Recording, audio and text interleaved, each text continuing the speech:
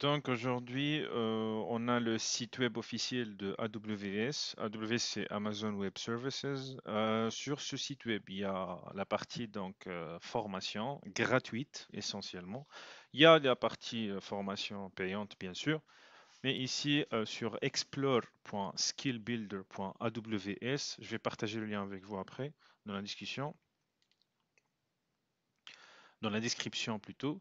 Donc ici, on trouve pas mal de choses. Donc vous pouvez faire sign in et créer un compte. Après, là, par exemple, vous avez AWS for Games, Cloud Game Development. Ça, c'est pour les jeux. Ici, tu as Solution Architect, Knowledge Badge. Il y a aussi des badges carrément que vous pouvez prendre. Si c'est gratuit, tout ça c'est gratuit.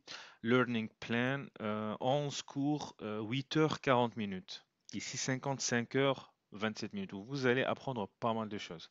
Cloud Practitioner, ça, il y a déjà une certification qui s'appelle Practitioner chez Amazon Web Services et ça, c'est un préparatif pour cette certification.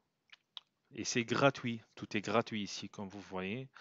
Tout est gratuit. Ici, requires subscription, peut-être ça, c'est featured subscription, quand you get the most out of AWS Skill Builder, subscription with these training offerings, available only with the subscription. Donc, il faut que vous créez un compte aussi. Et peut-être, ici, il faut payer. Il faut payer pour tout ce qui est DevOps Engineer, Industry Quest, etc. Donc, il faut payer pour ces formations, je pense. Mais c'est pas grave, vous avez déjà assez de ressources pour commencer, pour démarrer avec les solutions AWS.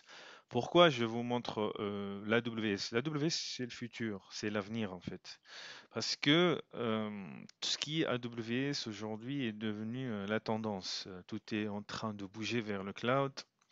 Tout ce qui est réseau classique, honnêtement, hein, même les certifications réseau classique, CCNA, CCNP, ils ne sont plus importants comme avant. CCNA, peut-être, c'est une certification qu'il faut faire pour montrer que vous avez les bases des réseaux. Mais après, si vous voulez passer, si vous voulez si vous voulez rester toujours demandé dans le marché du travail, surtout français, vous devez passer vers tout ce qui est AWS, Azure, Microsoft Azure, le cloud de GCP, Google Cloud Provider. Donc, il faut voir GCP, Azure, AWS. Il y a aussi un autre point qui est très important, c'est Terraform. Le fait de faire des Terraform et de vertu, comment dirais-je, c'est le principe de travail avec tout ce qui est IAC, l'Infrastructure as a Code. C'est le fait de rendre toute l'infrastructure à base de code avec Terraform. Il y a aussi Ansible pour la partie automatisation également. On peut faire de l'automatisation avec Terraform aussi.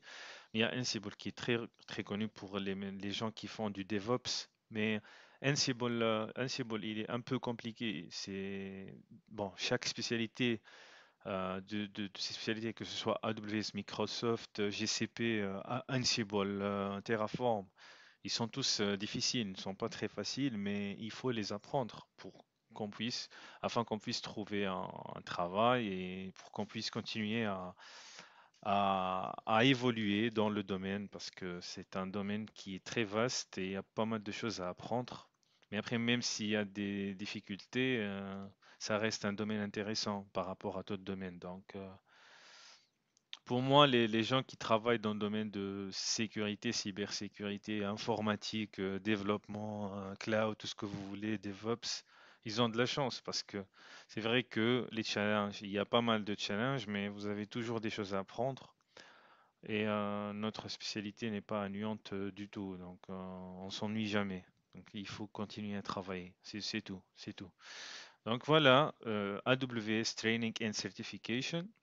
Et ici, il y a des certifications, des badges que vous pouvez avoir et mettre sur votre LinkedIn. Il y a la partie payante, bien sûr. Et vous pouvez faire un compte et commencer à voir comment ça fonctionne exactement sur explore.skillbuilder.aws. Bon courage!